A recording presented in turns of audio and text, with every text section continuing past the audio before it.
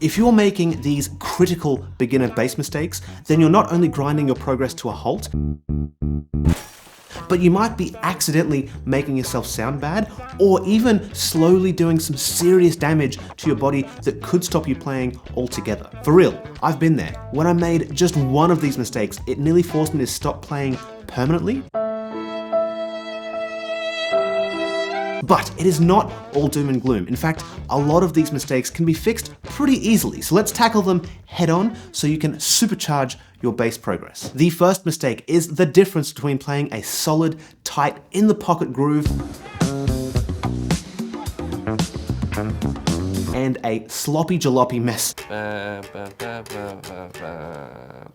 If you're making this mistake, you're usually contributing to a ton of low-end slop, which can really mess up a groove. See if you can spot the mistake here.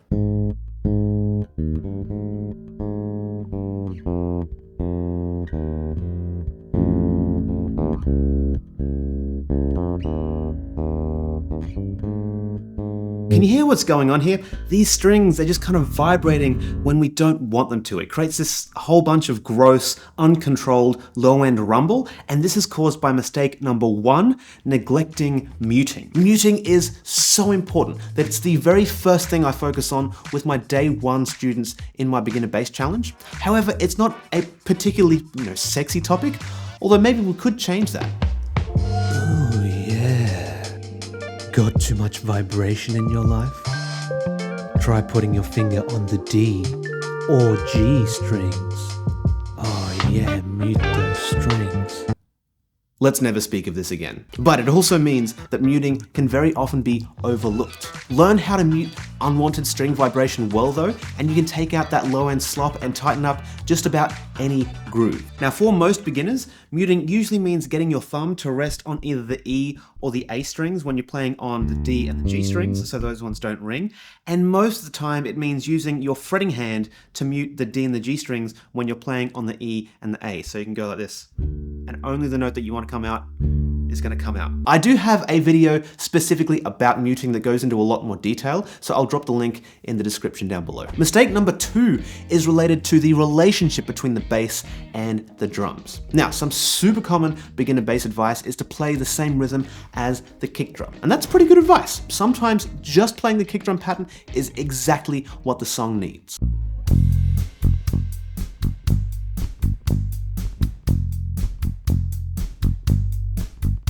However, some bassists hear the play the same rhythm as the kick drum advice and start thinking that playing something other than what the kick drum plays is somehow bad. So they kind of stick to the kick drum rhythm like glue, but only playing the kick drum rhythm is mistake number two. Why?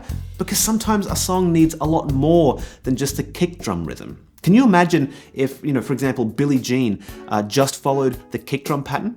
Instead of this, you'd have this. When you do this, it loses everything, right? So while you absolutely should know what the kick drum is doing, you don't have to only play those rhythms. The more you play, the more experience you get. You'll develop a sense for when you do need to stick to the kick drum like glue, and when you have the freedom to play other things. And if you want, I do have a video where I go into 6 specific rhythms for killer bass lines. I'll put that link down below as well. For mistake number 3, let's look at these 2 bassists and tell me which one is making more progress. Bassist number 1. When? Huh? What?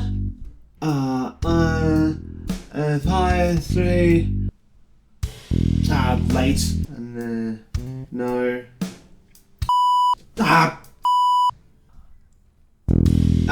Early.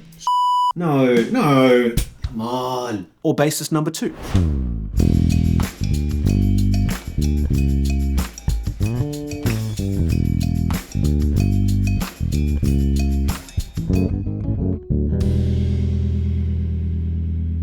Now, you might look at bassist number 2 and think they're the one making more progress, but it is actually the opposite. Bassist number 1, who is making mistakes left, right, and center, they are going to learn a ton from those mistakes, hopefully. Bassist number 2, they might have sounded a lot better, but they were playing things that they, probably already knew and weren't necessarily learning anything new. And that is mistake number 3, mistaking just playing for practice. The reality is that meaningful practice sounds a lot more like bassist number 1 than bassist number 2. If you're practicing and you're sounding just really good all the time, not making any mistakes, then chances are you're not truly practicing. You're probably just playing around, doing things that you know you can already do. Now, is this mistake catastrophic? No, definitely not. In fact, you probably should have at least some, pure free play built into your practice so you still have fun with your bass. When you actually want to improve your playing though, the trick is to find that kind of Goldilocks zone where you're practicing things right on the edge of your abilities. If it's too easy, you just end up playing and not actually improving. But if it's too hard, you can get discouraged really easily and then, give up and stop making any progress or simply stop playing altogether. So if your goal is progress on bass, make sure that when you practice, you're actually practicing. Next, when it comes to learning bass, developing a sense of time and groove, it's essential, right? It's kind of our main thing.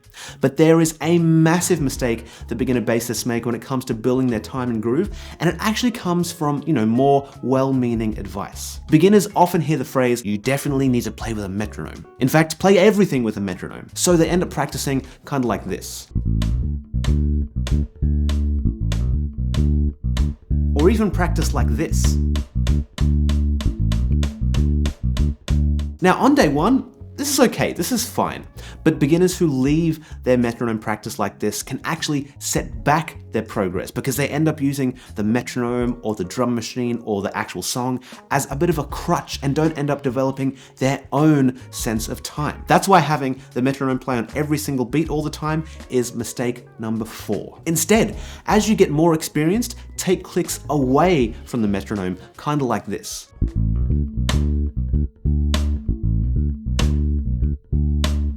Or even less. Also, practicing without the metronome is a great habit to get into as well, because then you're relying on your own sense of time, your own sense of feel and groove, and when you have that, you'll be a dream to play with, you'll be unstoppable. And if you do want a beginner-friendly process to do this with a metronome, then I have a video about that, again, in the description. The next mistake is the one that nearly stopped me playing permanently. When I first started playing bass, I'd never had a lesson. All I did was just kind of watch other people and try to copy them as best as I could. And this was actually fine at the start. But after a while, I started to get this kind of tingle in my fretting hand wrist, my left wrist.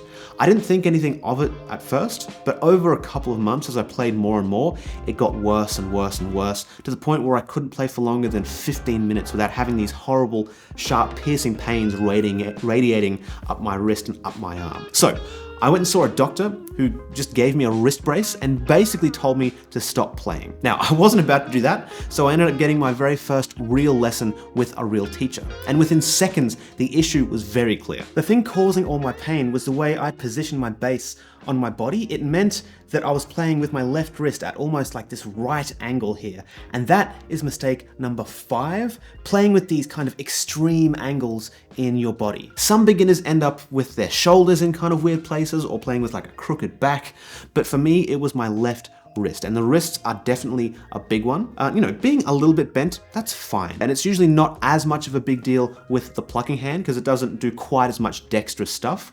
But it's when things start to get really extreme in the angles that you need to start, fixing this. Ideally, you want to find a way to play where all your bits are as in a natural position as possible, which means things will feel way easier and you'll have a lot less physical pain to deal with. Mistake number 6 is all about music theory and how so many beginners view it. And this is another mistake that I made personally. I remember once I got all excited about jamming with some friends on an E blues, and I learned a very basic blues line. Just the root of the chord, the major third, and the fifth. And then I played that over every single chord. But then the guitarist I was playing with kept playing minor thirds all over the place, and it just about broke my brain.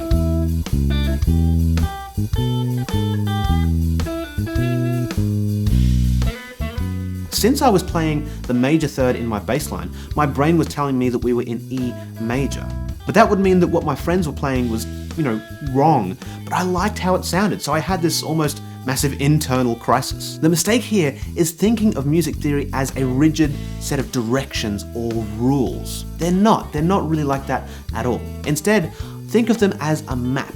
A map doesn't tell you exactly where to go, it just kind of gives you the lay of the land and can help explain how to get from where you are to where you want to go. If you want to stick to the notes inside a key, totally fine.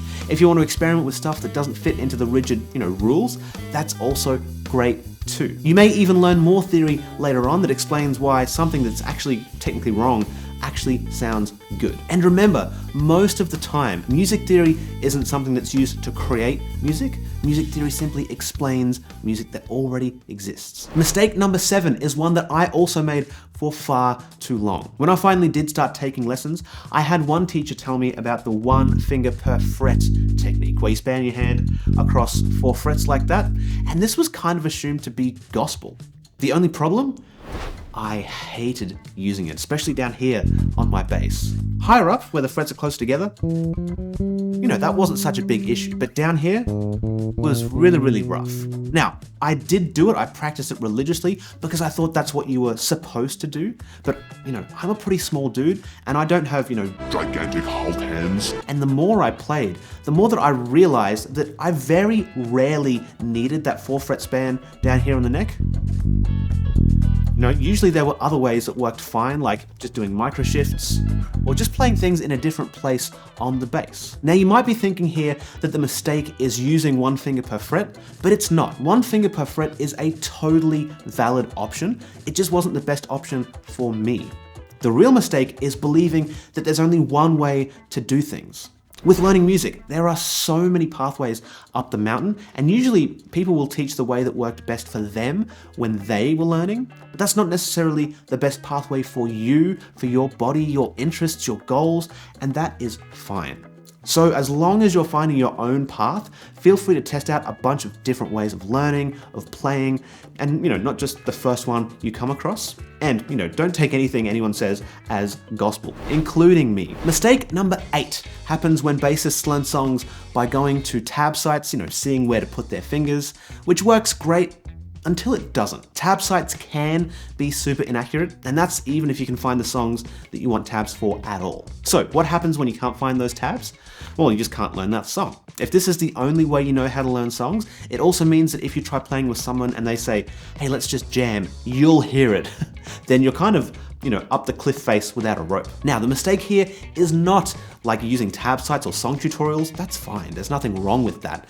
The real mistake is neglecting to work on your ear, your ability to play music just by hearing it. Now, I'm not talking about perfect pitch here. You do not need perfect pitch. I'm talking about something called relative pitch, which is a skill that can be learned even if you think you're, tone deaf. Because like I tell the students who go through my ear opening challenge, if you enjoy music, I can almost guarantee that you're not tone deaf, and there's even a way that I can prove it. And if you do want to start playing by ear, I have a video on exactly how to get started, so I'll put a link to that in the description as well. Highly recommend you check that one out. Next, there is something you can do to supercharge your progress, but so many beginner bassists avoid it because it can be super intimidating, super scary. But putting it off is a huge mistake, because it can be a ton of fun as well as great experience, and it can also shine a light on the things you most need to improve, which you may never notice if you were just playing by yourself. That's why this mistake, number 9, is avoiding playing with other musicians. Now, I get it. Playing with other people can be terrifying, especially if they have more experience than you. But playing with other people for, an hour is maybe worth 10 hours of solitary practice. When you do this, you might find that something you thought you knew really well isn't quite under your fingers, but playing with others is really going to shine a light on that. Plus, if the people you're playing with are, friendly and encouraging, you can just flat out ask them, how can I improve my playing? And you can sometimes get some great feedback. I did this a ton when I first started and used what people told me to improve. And now that I have more experience, people sometimes ask me the same question, so I try my best to help. Now, if you're perfectly content to just play along with recordings or backing tracks, that's totally fine.